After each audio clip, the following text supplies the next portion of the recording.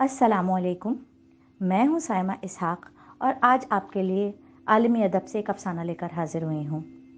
लेकिन अफ़साने को शुरू करने से पहले आपसे दरख्वास्त है कि अगर आपको यह अफ़साना पसंद आए तो चैनल को सब्सक्राइब कर लीजिएगा ताकि आइंदा भी मज़ीद अफ़साने आप तक पहुँचते रहें।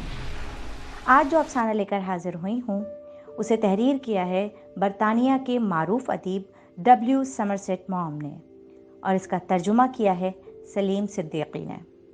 अफसाने का उन्वान है मिस्टर अक्ल कुल।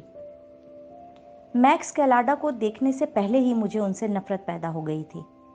उन दिनों जंग अभी अभी ख़त्म ही हुई थी और बहरी जहाज़ों पर मुसाफिरों का ज़बरदस्त हुजूम था। उनमें जगह मिलना बहुत मुश्किल थी और एजेंटों की मार्फत जो कुछ और जिस किस्म की जगह मिल जाती उसको खुशी या बददिली से कबूल करना पड़ता। जहाज़ में एक आदमी के लिए पूरा केबिन हासिल करना तो तकरीबन नामुमकिन था और इसीलिए जब मुझे अपने साथी के नाम का पता चला तो मेरी सारी खुशी काफूर हो गई, क्योंकि इस नाम से ही मुझे इस केबिन के बंद रोशनदानों के खुलने और रात के ताज़ा हवा के अंदर दाखिल होने पर जबरी पाबंदी का तासुर मिलता था।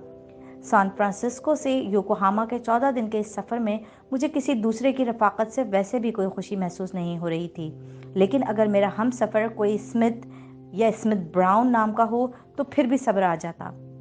जब मैं जहाज़ में दाखिल हुआ तो मालूम हुआ कि मिस्टर कैलाडा का सफरी सामान पहले ही कैबिन में आ चुका है। मुझे इस सामान को एक नज़र देखने से ही वहशत सी महसूस हुई। सूटकेसों पर लेबलों की बेशुमार तादाद थी और कपड़ों का सूटकेस तो इतना बड़ा था कि जहाज़ का मुकाबला कर रहा था। उनके टॉयलेट का सामान कभी का खुलकर बिखरा पड़ा था और उसका जायज़ा लेने से मुझे पता चला कि मौसूफ ख़रीदारी के मामले में मुई कोटी नामी शोराए आफाक फर्म के असीर हैं, क्योंकि वॉशिंग स्टैंड पर उसी के हेयर ब्रश और उसी का बालों का तेल नजर आया। मिस्टर कैलाडा के आबनूसी ब्रश, जिन पर सुनहरी अल्फाज में फर्म का मोनोग्राम कंधा था, इतने बड़े थे कि उनसे फर्श साफ किया जा सकता था। किस्सा मुख्तसर, मुझे मिस्टर कैलाडा कतई नहीं भाए और यही जज्बात लिए मैं स्मोकिंग रूम में दाखिल हो गया। मैंने वहां ताश की एक गड्डी तलब की और पेशेंट नामी गेम खेलने लगा। अभी मैंने मुश्किल से खेल शुरू ही किया था कि एक आदमी मेरी तरफ बढ़ता हुआ आया और कहने लगा कि अगर मैं गलती पर नहीं हूं तो आप फला फला हैं। मेरा नाम कैलाडा है। उसने मुस्कुराकर अपने चमकदार दांतों की नुमाइश करते हुए इजाफा किया और फिर मेरे पास वाली नशिस्त पर बैठ गया। ओह, आपने मुझे खूब पहचाना। शायद हम दोनों एक ही केबिन के साथी हैं। मैं तो इसको अपना अपना नसीब कहूँगा कि कौन किसके साथ ठहराया जाता है। मुझे ये सुनकर बहुत मसरत हुई कि आप अंग्रेज़ हैं। इंग्लिश ज़बान हम दोनों के लिए जहाज़ के सफ़र के दौरान यगानगत का काम करेगी। आप मेरा मतलब समझ तो गए होंगे। मैंने पलकें झपकाईं और फिर उनसे सवाल किया जो शायद मुझे नहीं करना चाहिए था। क्या आप भी अंग्रेज़ हैं? कहता तो हूँ अपने आप को। आपको यकीनन अमेरिकन तो महसूस नहीं होता होगा। क्यों मोहतरम, मैं आपसे ठीक कह रहा हूँ ना कि मैं अपने रुएं रुएं से एक ब्रिटिश आदमी हूँ। मिस्टर कैलाडा ने अपने दावे के सबूत में जेब से अपना पासपोर्ट निकाला और उसको बड़े फ़ख्र के साथ मेरी नज़रों के सामने घुमाने लगे। किंग जॉर्ज की रैयत में वाकई अजीब अजीब मखलूक शामिल है। मिस्टर कैलाडा एक पस्ता कद लेकिन मजबूत जिस्म के आदमी थे। क्लीन शेव्ड, कुछ स्याही माइल जल्द, भूरी भूरी टेढ़ी सी नाक और बड़ी बड़ी चमकदार डुबडुबाई आंखें। उनके बाल नर्म, चिकने और घुंघरियाले थे। वो जिस रवानी से बोलते थे उसमें दूर दूर तक इंग्लिश ज़ुबान का शुबा नहीं होता था। फिर उनकी बातचीत के दौरान चेहरे, हाथों, बल्कि पूरे बदन की हरकत सकनात के बर्ताव में एक किस्म का नुमाया मुबालगा आमेज़ी और जज्बातियत भी देखी जा सकती थी। मुझे कामिल यकीन था कि अगर मिस्टर कैलाडा के पासपोर्ट का बगौर जायज़ा लिया जाए तो साबित हो जाएगा कि वो इंग्लैंड के बजाय किसी दूसरे खुले नीले आसमान वाले मुल्क में पैदा हुए हैं। आप क्या पीना पसंद करेंगे? उन्होंने मुझसे पूछा। मैंने उनकी तरफ बेयकीनी से देखा। शराब पर उन दिनों पाबंदी का कानून लागू था, इसलिए पूरा जहाज इस मामले में खुश्क साली का ऐलान कर रहा था। जब मैं प्यासा नहीं होता हूँ तो मुझे ये तय करने में दुश्वारी होती है कि मेरा सबसे पसंदीदा मशरूब जिंजर एल है या लेमन स्क्वाश। मतलब ये कि इस वक्त मुझे कुछ अच्छा नहीं लगता है। और ये उसी तशना लबी से पाक इनकार की खड़ी थी। लेकिन मिस्टर कैलाडा ने इससे पहले मशरक़ी अंदाज की मुस्कुराहट मेरे ऊपर निछावर कर डाली। विस्की, नेन सोडा या ड्राई मार्टिनी, बस आपको बोलने की देर है।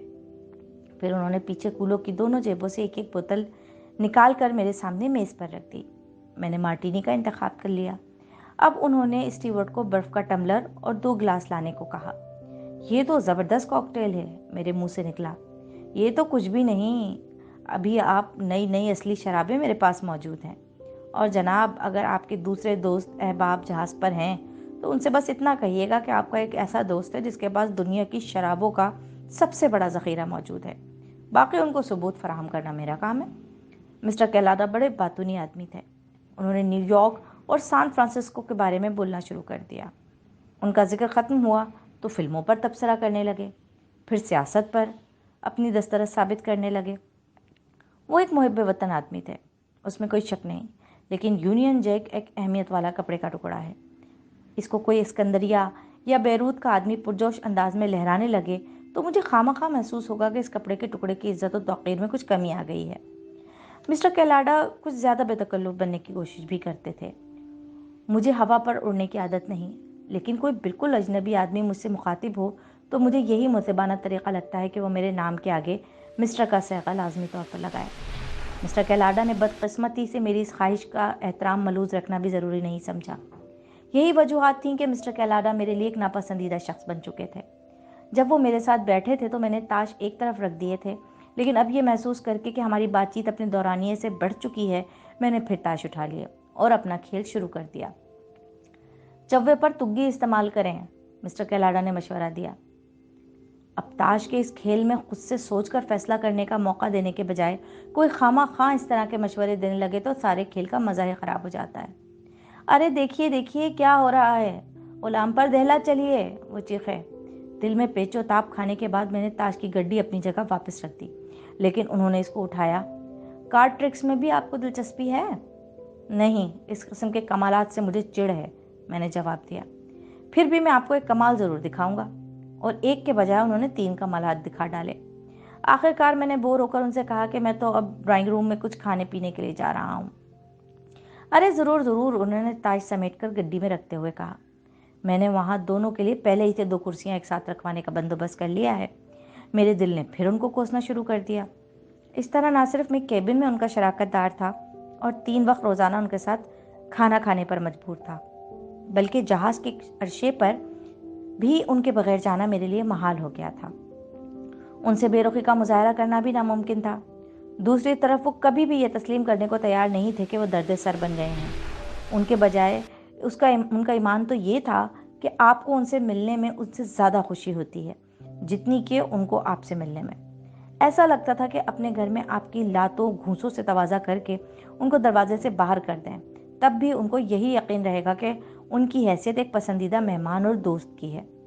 ایک خوبی ان میں یہ تھی کہ ہر کسی سے فوراً ہی گھل مل جاتے تھے، اور اسی لیے صرف 3 دن میں جہاز کے تقریباً تمام ہی لوگوں سے ان کی واقفیت ہو گئی تھی۔ یہی نہیں، جہاز کے کاموں میں بھی انہوں نے مداخلت شروع کر دی تھی، چاہے کیبنوں، ڈیک وغیرہ کی صفائی ستھرائی کا مسئلہ ہو یا جہاز پر نیلام کا معاملہ۔ وہ اپنے قیمتی مشوروں سے ہمیشہ تیار رہتے۔ کھیل کود کے لیے انعامی رقوم وہ اکٹھی کرتے پھر رہے تھے، نشانے بازی اور گولف کے مقابلے وہ کرا رہے تھے، میوزک کنسرٹ اور فینسی ڈریس بال کے انتظام میں وہ مصروف تھے۔ وہ جن کی طرح ہر جگہ اور ہر وقت موجود ہوتے تھے۔ جہاز پر ان کو بہترین قابل نفرت آدمی کے طور پر پہچانا جانے لگا تھا۔ ہم لوگوں نے طنزاً ان کو مسٹر عقل کل کہہ کر ان کے منہ پر پکارنا شروع کر دیا تھا، اور ان کو اس میں بھی تضحیک کے بجائے اپنی عزت و توقیر کا پہلو دکھائی دیتا تھا۔ لیکن وہ سب سے زیادہ ناقابل برداشت کھانے کے وقت ثابت ہوتے تھے۔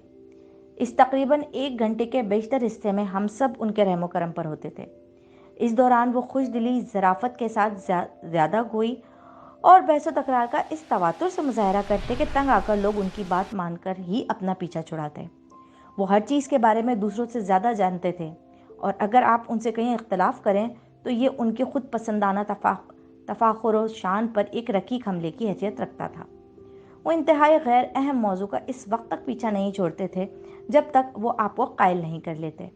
ان کا اس سلسلے میں موقف درست ہے، ان کے لیے غلطی کرنا ناممکنات میں شامل تھا۔ غرض کے روئے زمین پر ان سے زیادہ باخبر آدمی کوئی بھی نہ تھا۔ اس روز ہم لوگ ڈاکٹر کے سامنے بیٹھے تھے۔ مسٹر کیلاڈا کو اس وقت لنترانی ہانکنے کی پوری چھٹی ملی ہوئی تھی، کیونکہ ڈاکٹر اونگ رہا تھا، اور مجھے بھی اس بحث و مباحثے سے قطعی کوئی دلچسپی نہیں تھی۔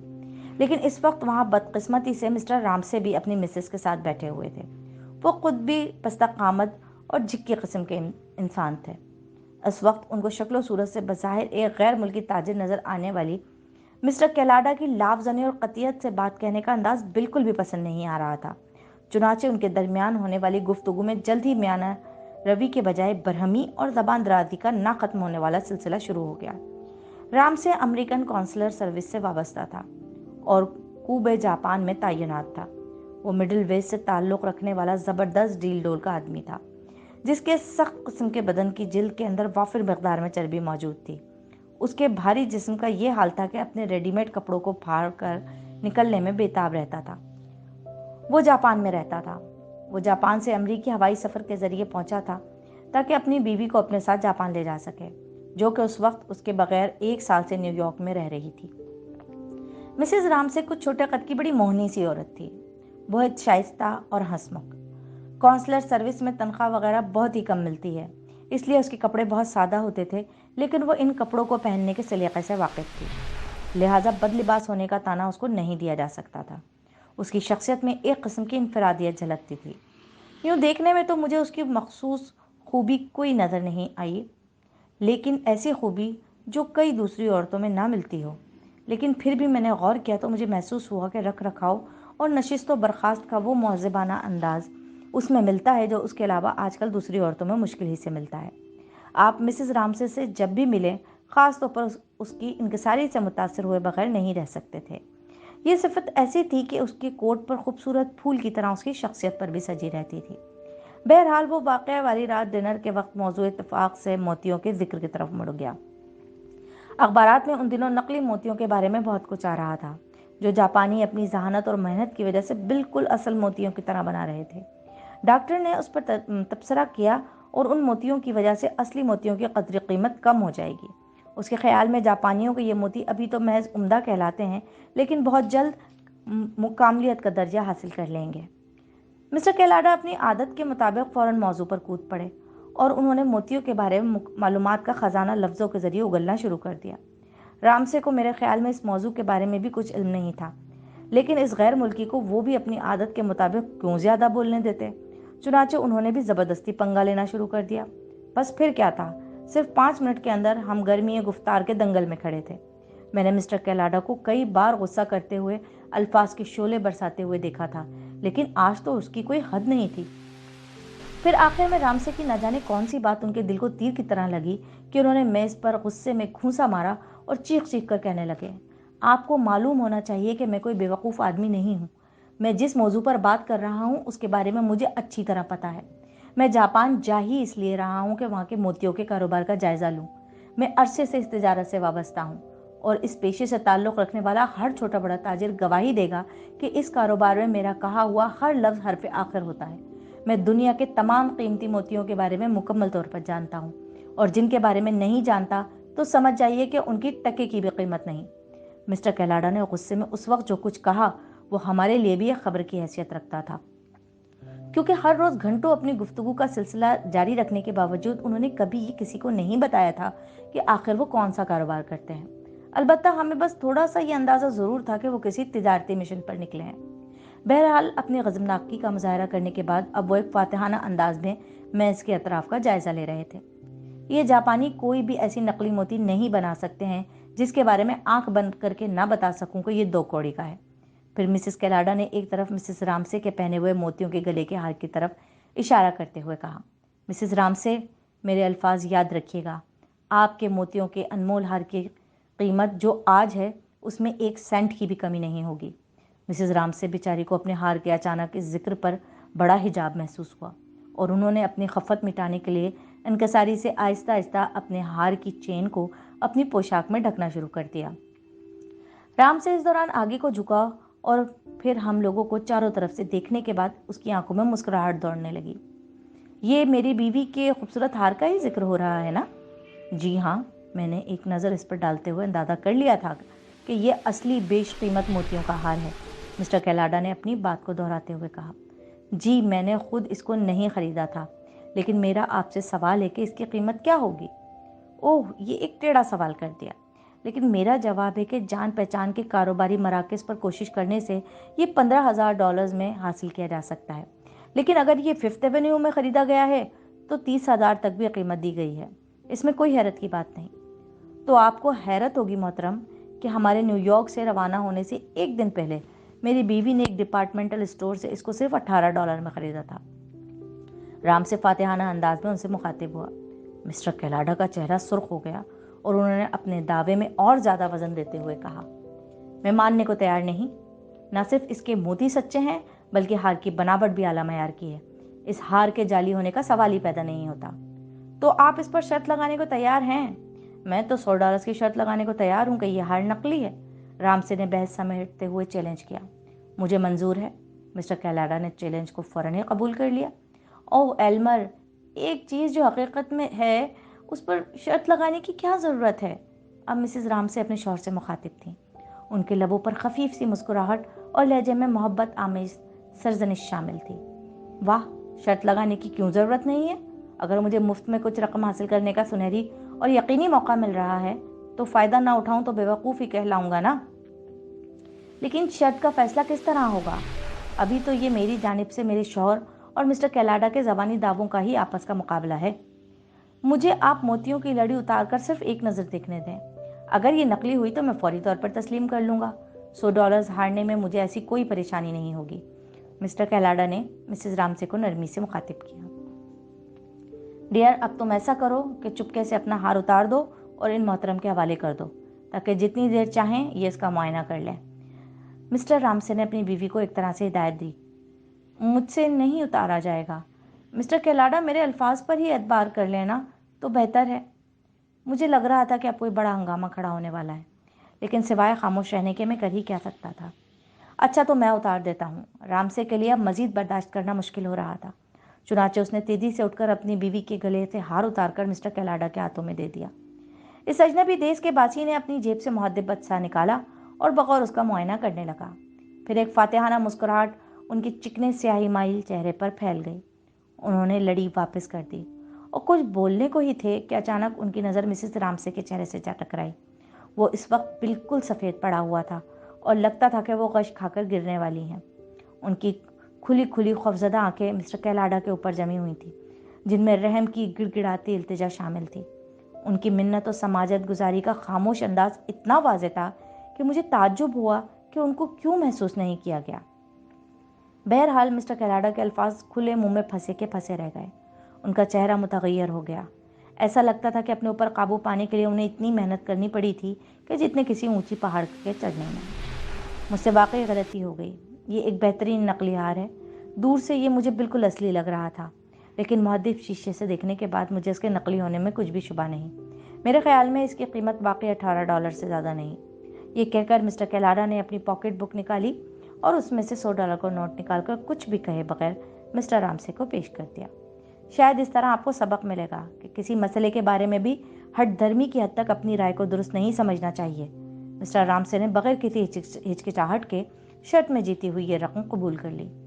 میں نے محسوس کیا کہ مسٹر کیلاڈا کے ہاتھ اس دوران شدت جذبات سے کانپ رہے تھے۔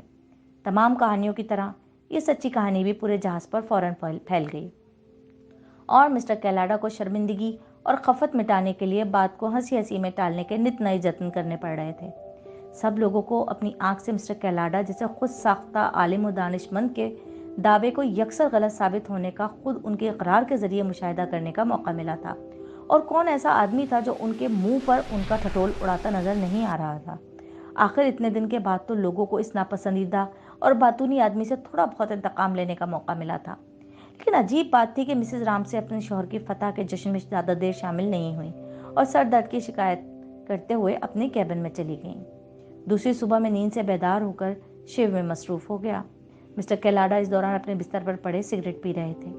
اتنے میں اچانک مجھے کسی چیز کی سرسراہٹ سنائی دی اور پھر میں نے کوئی خط دروازے کی تہ میں نمودار ہوتے دیکھا۔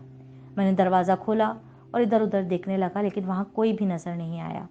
میں نے یہ خط اٹھا لیا اور ایک نظر ڈالنے سے مجھے پتہ چل گیا کہ وہ مسٹر کیلاڈا کے لیے ہے، کیونکہ ان کا نام بڑے بڑے حروف میں تحریر تھا۔ چنانچہ میں نے یہ خط ان کے حوالے کر دیا۔ کون بھیج سکتا ہے یہ خط؟ مسٹر کیلاڈا نے تعجب سے خط کھولتے ہوئے کہا۔ پھر ان کے منہ سے استجابیہ کلمہ نکلا، اوہ! لفافے سے انہوں نے جو چیز کھینچ کر نکالی وہ کوئی خط نہیں تھا بلکہ $100 کا نوٹ تھا۔ انہوں نے میری طرف دیکھا اور اس دوران ایک طرح کی سرخی ان کے چہرے پر دوڑ رہی تھی۔ फिर उन्होंने खाली लिफाफा टुकड़ों टुकड़ों में चैक कर दिया और उसको मेरे हवाले करके कहने लगे, अगर जहमत ना हो तो ये टुकड़े रोशनदान के जरिए समंदर में फेंक दें। मैंने उनके कहने पर अमल किया और फिर उनकी तरफ मुस्कुराहट से देखने लगा। मोहतरम, कोई शख्स भी इतना बड़ा अहमक बनना या कहलाना पसंद नहीं करता। उनकी आवाज़ में बदस्तूर ठहराव और एतमाद शामिल था। अच्छा, मुझे तो राज में लेकर बता दें कि ये मोती असली थे या नकली, मैंने बदस्तूर मुस्कुराते हुए उनसे पूछा। उसका जवाब सिर्फ यह है कि अगर मेरी बीवी इतनी हसीन व जमील होती और कम तनख्वाह पर मेरी पोस्टिंग जापान के शहर कूबे में होती तो मैं उसको कम से कम 1 साल के लिए तवील अरसे तक न्यूयॉर्क में तन्हा नहीं छोड़ता, मिस्टर कैलाडा ने एक एक लफ्ज़ पर जोर देते हुए कहा। और इस लम्हे मेरे दिल में मिस्टर कैलाडा के लिए नापसंदीदगी के बजाय इंतहाई वालहाना अक़ीदत व एहतराम के जज्बात मचल रहे थे, जबकि वो मेरी तरफ देखने के बजाय अपनी जेब से पॉकेट बुक निकालने और उसमें $100 का नोट दोबारा रखने में मसरूफ़ थे।